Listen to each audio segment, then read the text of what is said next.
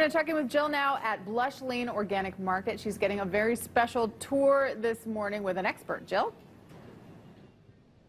And happy to be spending the morning here with Dr. Beverly Huang, or we call her Dr. Bev, affectionately, at Blush Lane, and talking about grocery shopping for people who suffer from allergies. This is actually something that you do here at Blush Lane. Something actually I do at the clinic, at the Grassroots Clinic as well, too. Yeah. Fantastic. So people can come here and pick your brain, and we get to do that all morning long.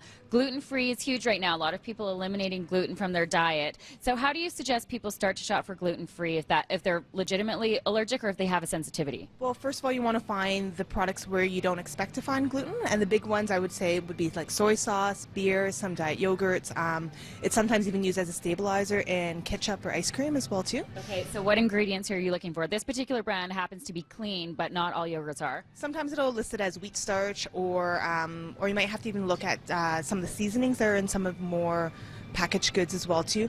Most soy sauces are brewed with wheat. You can find ones that will list gluten-free or wheat-free on it as well too. So you have to become educated in reading labels. Yes, exactly. Okay, fantastic.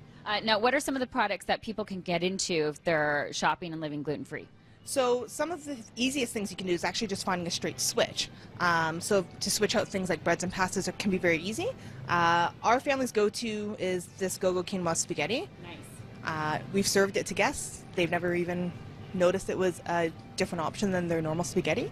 Yeah. And then my favorite bread is this Rudy's gluten-free multi-grain bread. I've never tried that. This one's quite nice. It's nice because you can actually have it fresh. And so usually with gluten-free breads, this does come in the freezer section.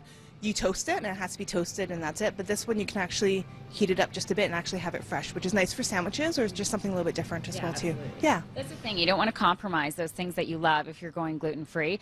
Now, what about these flours? There's lots of different alternatives. So you can get into nut flours as well, too. Almond flour, coconut flour, hazelnut flour is another one as well.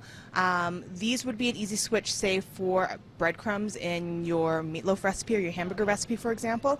You can also use this as a base for a really nutrient-dense cookie. As well. Yummy. Yeah. Ooh, that sounds good. Yeah. Okay, so when do you host these grocery shops here at Blush Lane? Right now we have 2 set up for the rest of May, this upcoming, so tomorrow actually, and then next Thursday here. You can sign up through Grassroots Naturopathic Medicine, give the clinic a call.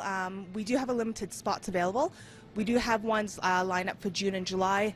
Right now for May, the topic is shopping gluten-free. Yeah. June and July will probably be shopping dairy-free, which will be our next segment. That will be our next segment. Okay, fantastic. I love picking Dr. Bev's brains. She's a wealth of knowledge. So we're shopping all morning here, and next up, dairy-free.